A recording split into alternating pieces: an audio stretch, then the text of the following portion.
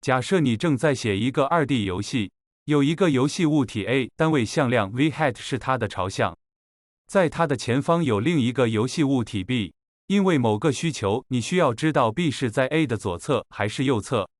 有什么办法可以快速地得到这个位置关系？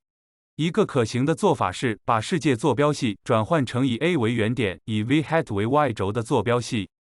这样通过新坐标 B' 的 x 值的正负，就能判断 B 是在 A 的左侧还是右侧。这个方案的问题是，旋转坐标系会涉及三角函数，计算上不够高效。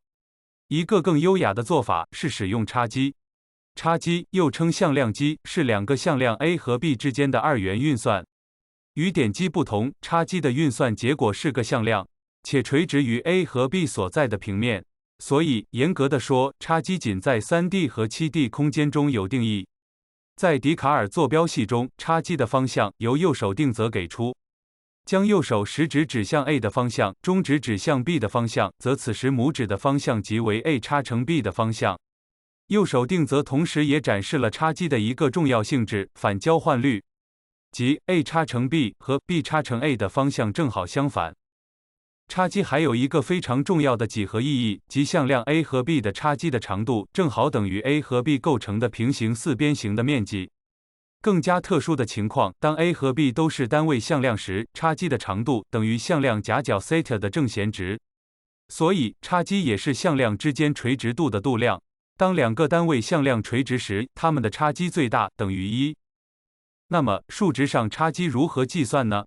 两个 3D 向量 A 和 B 做差乘所得到的差积向量的各个分量等于 A 和 B 的另外两个轴分量组成的二维矩阵的行列式。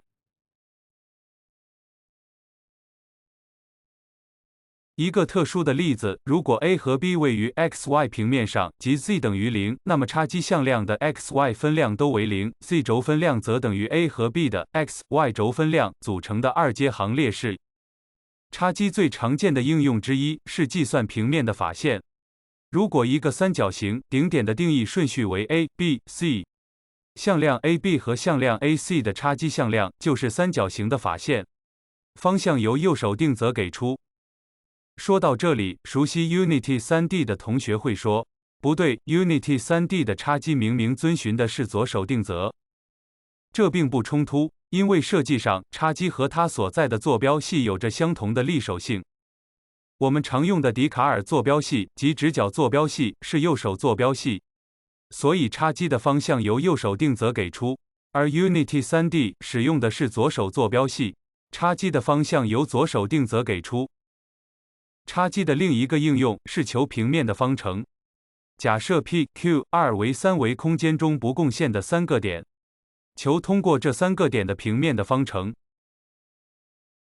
我们知道，三维空间的平面方程的一般式为 ax 加 by 加 cz 等于 d， 其中 x、y、z 是变量 ，a、b、c、d 是常量。我们的任务就是确定 a、b、c、d 这四个系数。我们可以把方程左侧的线性组合改写成点积的形式。对点积不熟悉的同学，可以稍后去看一眼我关于点积的一个视频。为了描述方便，我们把系数 a、b、c 用大 A 来表示，把变量 x、y、z 用大 X 来表示。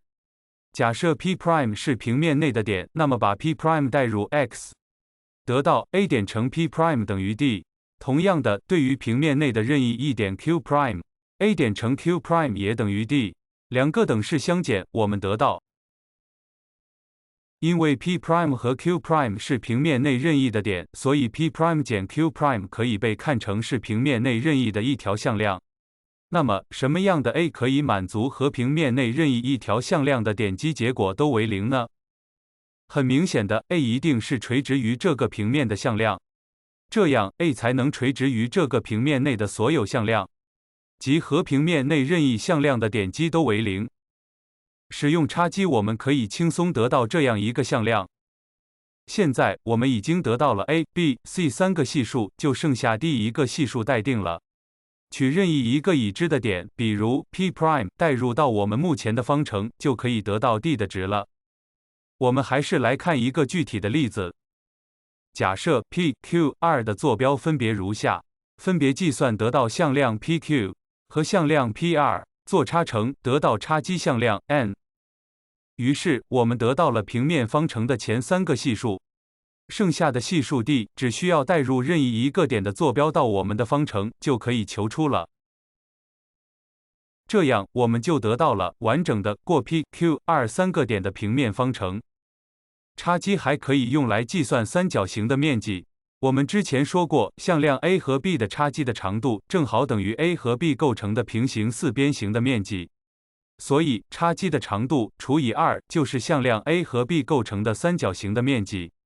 还是前面的例子的3个点 P、Q、R 围成的三角形的面积，就等于向量 PQ 和 PR 差积长度的一半。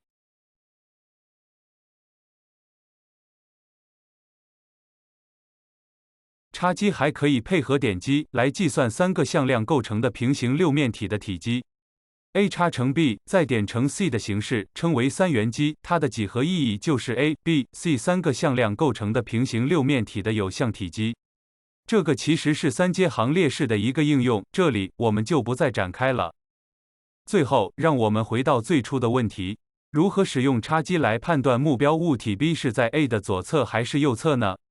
我们取一条从 A 到 B 的向量 W， 对 W 和 V 做差乘。我们已经知道两个 x、y 平面的向量做差乘，结果向量位于 z 轴上，且 z 轴的分量是 W 和 V 组成的二阶行列式的值。根据右手定则可知，当这个值大于0时，向量 W 逆时针转向向量 V， 所以 B 在 A 的右侧。当这个值小于0时，向量 W 顺时针转向向量 V， 所以 B 在 A 的左侧。最终，我们只使用了2个乘法和1个减法，就解决了这个位置关系问题。最后提一点，如果是在 Unity 3D 下处理类似的判断，因为 Unity 3D 使用的是 Y 轴向上的左手坐标系，所以除了需要使用左手定则外，还需要注意一般都应使用 Y 轴的分量来判断左右。